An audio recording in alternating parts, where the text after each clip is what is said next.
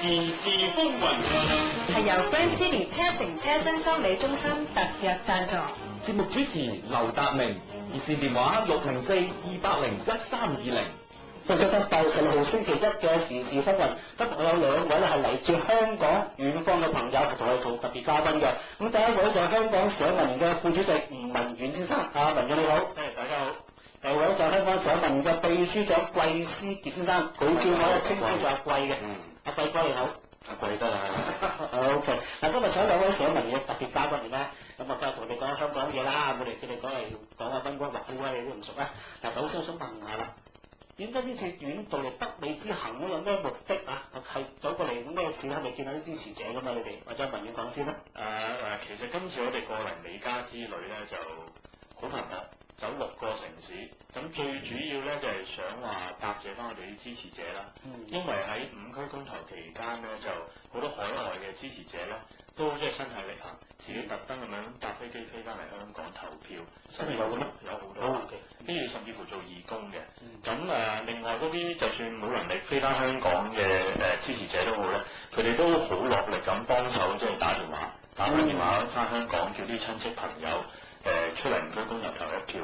咁所以我哋藉住今次機會就我季思傑同埋陶君行咧就過嚟即係拜訪一下。咁順道咧都即係同當地嘅支持者研究下，就想計劃可能未來即係就開翻啲海外支部，咁啊令到即係呢個當地嘅支持者咧有啲凝聚力啦，繼續幫我哋推動我哋嘅社會民主理念。嗱你溫哥華之前咧去過邊個地方先？去過洛杉磯同三藩市。咁都係第3站啦。係啦，今日第3站啦。之後就卡加里。跟住又多倫多，最後就紐約，跟住先至翻香港。我想問阿季啦嚇，唔好意思我稱呼你阿季啦嚇，親切啲。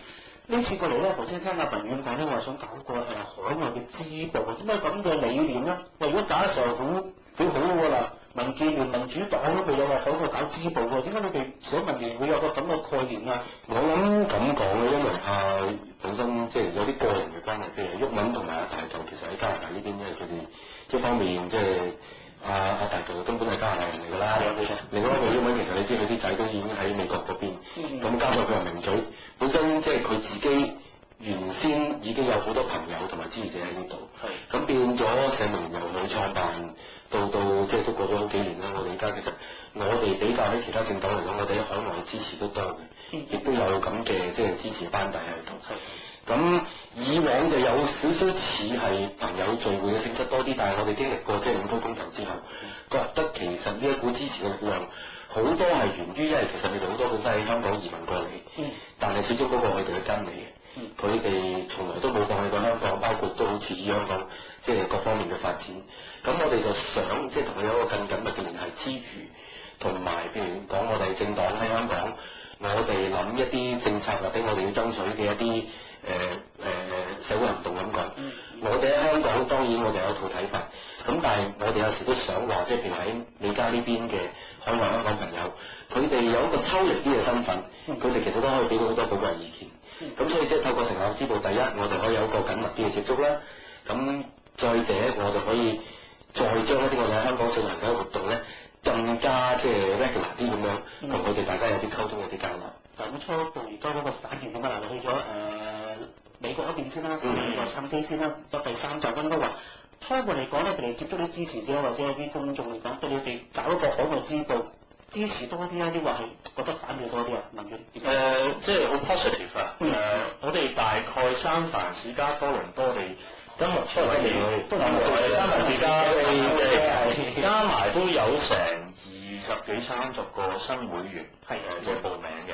咁再按拖呢30幾個會員，本身我哋都有數十個會員已經喺當地嘅。咁所以大部分都會支持，即係佢都認為應該有翻啲組織。咁亦都方便聯繫咯。包括阿貴啦。咁香港嚟講社民聯啦，你頭先講得唔係太即係多年嘅歷史啦。而家個組織個成員嗰種網絡去到邊個程度咧？而家喺香港嚟講，其實包括3位議員啦，知道啦，咁啊區議會都有部分區議員都係社民連啦。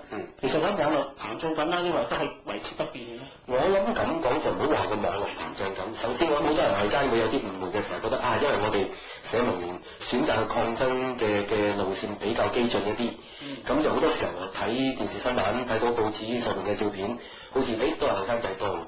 其實先講我哋嗰個會員嗰個組成大概個分佈。其實咩類型咩年紀人都有嘅，即係講得比較簡易少少。譬如話你知社民連不嬲經費都好不足嘅，咁我哋都會有啲比較富有嘅朋友，佢又會支持我哋，即係可能覺得即係我顧得掂自己啦，但係我都希望有啲人即係佢可以放下身段，幫一啲機械家就諗下嘅，咁又有啦，專業人士又有，中產又有。咁當然咧，近呢1-2年，即係我諗由過去譬如講緊由呢個皇后碼頭到反高鐵，確實我哋年青一輩嘅會員多咗。即係你睇翻今次516投票，其實30歲樓下嗰個投票嘅比例係比其他年齡組別係多。咁同埋啱啱香港政府都出咗新嘅統計資料啦，即係講啱啱新登記嘅選民，亦都以80後嘅人居多。咁當然呢個就會為社民連未來發展想吸納多啲新血，都係針對年青人啦。咁但係唔代表我哋淨係側重年青人。就唔代表即係一定年青人嘅，即係中年啦、老人家都希望吸納呢個做你哋嘅。我都中年啦。咁咪即係我哋都叫做貴哥，即係你先得細我咁嘅。但我想問下文遠啊，講翻香港嗰邊，最近幾個月都好多啲不同嘅政治嘅風起雲湧㗎啦。首先你個516嘅公投啦，跟住又整個政改出嚟啦，政改香港政府起鬧，咁你哋又反對嘅超錯，咁啊大家扶一拼咗一段時間，卒之個政改方案都過咗。我問下公投先，公投方面咧，我希望再同你哋正面嘅接觸㗎啦。公投係你哋同公民黨一齊搞㗎，投票反應咧就50幾萬嘅啫，好似政府一路宣傳都話好差，咁政府到而家冇得宣傳，民主黨都唔支持。你覺得真係老老實實啦，覺得係失敗定成功呢次公投？由公投講起先。其實我哋覺得咧，有50萬人出嚟投票咧，我哋覺得已經係非常滿意㗎啦。因為你大前提你要記住，香港只不過係有300萬登記選民，咁你其實條數好易計嘅。